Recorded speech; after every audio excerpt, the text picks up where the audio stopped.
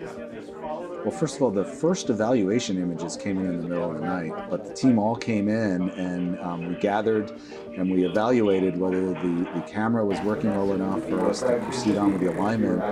And as we analyzed those first, photons, if you will, the team was pretty positive that the camera was working properly and the instrument was working properly. So we picked a star that was very bright and didn't have any stars near it that would contaminate the image. We know that the primary mirror segments aren't aligned, so they actually act like 18 separate telescopes, and we expect to see 18 separate images, one for each mirror, that are a little bit blurry at this point because we haven't aligned or focused anything.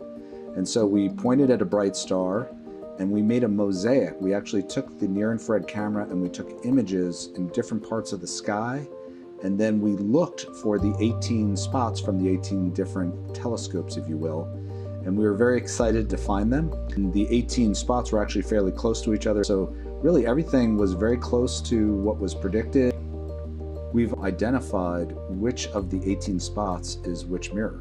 At this point, we even know which ones are from the wings, and it turns out one of the wings, you can actually see those 3 spots are a little farther over, and that's sort of what we expected. So we've identified all 18 spots, and the next step is to make an array of them.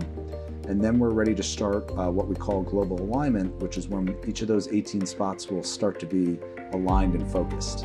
And that's sort of the last step before we take those 18 spots and put them on top of each other to start forming a single star going through the 18 separate telescopes. That's the work that will be starting soon.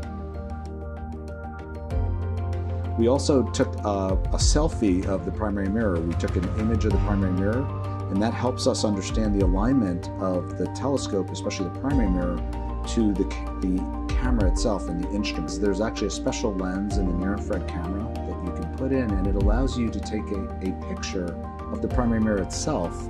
And in this particular case, one of the segments is pointing at a star, so that is the segment that lights up.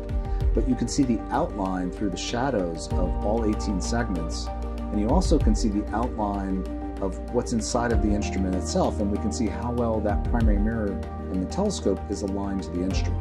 And that gives us some initial confidence that the alignment looks good, and that's a good starting point for doing the alignment of the telescope. We have now gotten some data looking through focus, and we've been able to see that we don't see any surprises in the shapes of the mirrors that we're looking at. So far so good, but we do have a long way to go.